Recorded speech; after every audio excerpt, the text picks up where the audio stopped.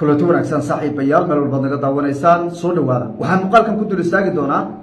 daryeelka hub culus oo laga maqlayo agagaarka garoonka Aadan Cadde ee magaalada Muqdisho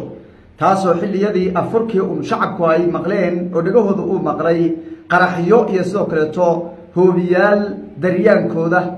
oo markaasi ay hanfariir ku noqotay shacabka runaantii iyadoo waliba maalmihii la soo dhaafay safaaradda Mareykanka ay xaalad taagtaaga gelisay amniga magaalada Muqdisho isla markaan cabsi ay ku abuurtay bulshada ku dhaqan magaalada Muqdisho ee caasimadda Soomaaliya hadaba daryaankaasi hubkaasi la maqlay iyo waxa uu salka ku hayo waa idinka dabageyn doonaa dhinaca kale hay'adda nabad sugidda iyo sirdoonka qaranka Soomaaliyeed ayaa shaacisay in ay burburisay buundo macmil ah oo kooxaha argagixisada ay kaga soo gudbeen webiga Shabeelle weeraradii ay ku soo qaadeen gobolka Shabeellada Dhaxana ay maleeshiyaadkii halkaas weerarka ku qaadeen micnaha ay halkaas ka soo gudbeen gabi ahaanba buundadaasi waa la gooyay duqeyn xoogan ayaa ka socota gobolka Shabeellada Dhexe oo meel walba lagu bartilmaameedsanaya kooxaha argagixisada iyadoo ayagana kooxdu ay tactic cusub oo halis badan ay diyaarsatay oo ay doonayso inay kaga dhuumato ama kaga badbaado duqeymaha dhanka cirka arrimaha la isweydiin baa waxay tahay intaana tacticada iyo tabta cusub ee kooxdan ay samaysatay aan dul istaagin waxay bulshadu aad la isku weydiinayaa duqeyn dal ma lagu xoreyn karaa argagixiso duqeyn ma lagaga adkaan karaa deegaan ma lagu xoreyn karaa duqeyn diyaaradeed waa arrimaha aad bulshadu ay isku weydiinayso waan dul istaagi doonaa tabta cusub ee kooxdu ay hadda la soo baxday halista badan ee shacabka runaantii halista weyn ku ana iyadana waan iga dabageyn doonaa dhinaca kale madaxweynaha jamhuuriyadda federaalka Soomaaliya Xasan Sheekh Maxamuud ayaa culimada ahlu sunna waxa uu ka codsaday in ciidamadoodii ay dib u diyaar gareeyaan sida wada ogsoonahayba kooxdan waxay ku dagaalamaysaa ay wataan oo dhalinyarada lagu soo shubay caqiido been ah oo waxba ka jirin waana mid keenaysa in 10 wiil oo kaliya xeerar dhan intay galaan ay ka dhex dagaalamaan ama qofka isagoo nool intuu qaraxiyo isku xiro oo isku qaraxiyo nin kale oo Soomaaliya ama gaari waxyaabaha qarxa laga soo buuxiyay loo soo dhiibo oo xeerar la galo oo naftiisa uusan jeclaysanin waxa kaliya ee lagu la dagaalami karo waa caqiido kale Xasan Sheekh Maxamuud oo xilligii kursiga uu ku guuleystay hubka dhigis ku sameeyay culimooyinka ahlu sunna wal jamaa ayaa hadda codsi u diray wadaadadaasi isagoo waliba wafdi saraakiil iyo culimada isku jira u diro ka codsaday in dagaalka ay qayb ka noqdaan oo ciidamadooda ay isku dubaridaan howlgalkan hadda socda ay qaybta ugu muhiimsan ay ka qaataan kooxdu rogaal celis bay sameeyeen madaxweynuhuna gurif weyn buu diyaarsaday ahlu sunna hadda waxaan u malay ugu dambaysa shacabkii baa hubka haysta oo diyaara ciidamadii dawladda diyaara kuwa maamul goboleedyada Galmudug iyo Hirshabeelle diyaara intaba kuwa Itoobiya diyaara intaba waxay diyaar ku yihiin gobolka Shabeellada Dhexe welina kooxdu khatartoodii weli way taagan tahay iyo cabsida laga qabo arrimahaas iyo waxa ay salka ku hayso sababaha kooxda tabarta yar wax intaas oo gurifa loogu diyaarsaday ee hadaan ahlu sunna hadda madaxweynuhu codsi ugu direen iyadana waan taaban doonaa muuqaalka la saar fogeeya meel dheer ka tuura wayahay aynu ku bilownay xilliyadii afurkii waxa la maqlay jugta rasaas xoogan iyo qarax waxaad moodid oo dhacaya hoobiyaal iyo qaraxyo ayay dadka inta badan ku sifeeyeen daryaanka dhagahooda ka dhacayay magaalada Muqdisho sida ay warbaahinta ay u sheegeen dad markaas maqlay xaaladda meesha ka jirta waa agagaarka garoonka Aadan Cadde ee magaalada Muqdisho maalmahana waxaa jirtay arrin taagtaaga oo cabsi xoogan ayaaba haysatay shacabka gobolka Banaadir waxaa laga cabsanayay digniino Mareykanku soo saaray safaaradda Mareykanka ee magaalada Muqdisho maalmo ka hor ay soo saartay tiri xarumo muhiim ah ayay kooxaha suurtagal inay weeraraan iyo goobaha dadweynuhu ay iskugu imaadaan marka dadka dhagahoodu way taagnayd indhahooduna way taagnaayeen teeshin ayaa kacsanaa taagtaag baa ka jiray oo cabsi amni ah ayaa ka jiray gudaha magaalada Muqdisho maalmihii la soo dhaafay jugta markii la maqlay marka dadku waa hafiriireen waxa la yiraahdaa wixii la sheegayay caawa ayay imaatay caaway bilaabatay baa wixii la sheegayay xagga garoonkana weeye safaaraduna inaad ka wareysay warmahaye waxay xustay garoonka meelaha ay xustay garoonka kamid ah oo waliba shaqaalaheeda waxay uga degtay inaysan garoonka isticmaalin oo garoonka aysan isticmaalin khatar amni awgeed marka jugti la maqlay wala fariiro waxa la yiri Allah garoonka waa lagu kala baxay caawa hawl baa taagan baa la yiri hadaba arintu sida ma aha cabsidu way iska taagan tahay oo wali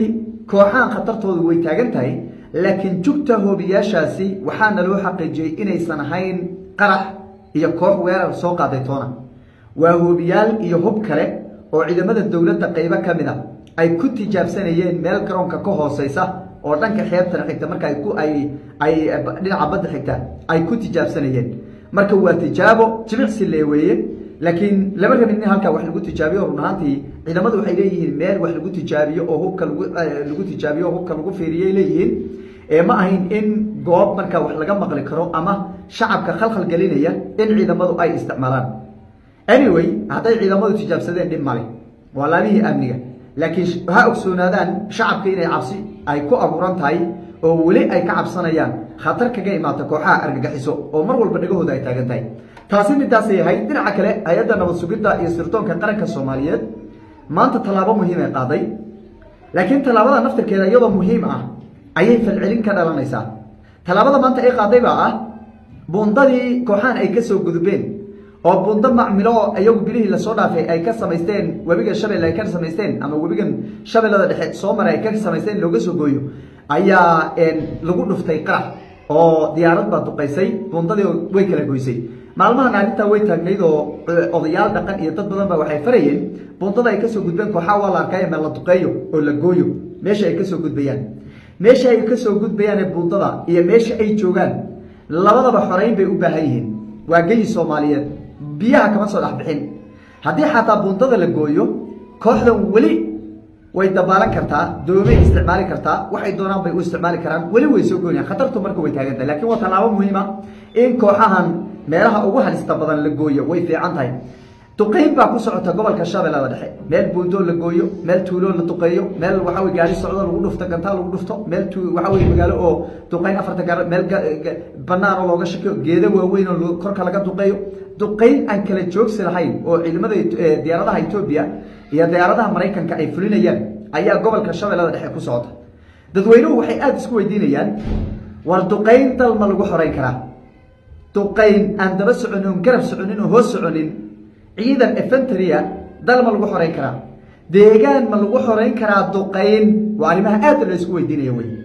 duqeyn deegaan lagu ma xoreyn karo hadii duqeyn deegaan lagu xoreyn karo ciidamada daraawiishta Puntland buuraha ma fuureen faracyada kama dageen qalqalada waxa way ma maray waxa way qalash shirqowtiyada kama dhaceen godadka ma aysan galeen Imaaraad iyo Mareykan baa si joogta u duqeynay meesha duqeyn marka deegaan lagu ma xoreyn karo magaalo duqeyn lagu ma xoreyn karo duqeyn waxbay dhameeyni magaalay baabiini guriyay dumini hantibay leyn shacab hantibay burburini shacabay leyni duqeyn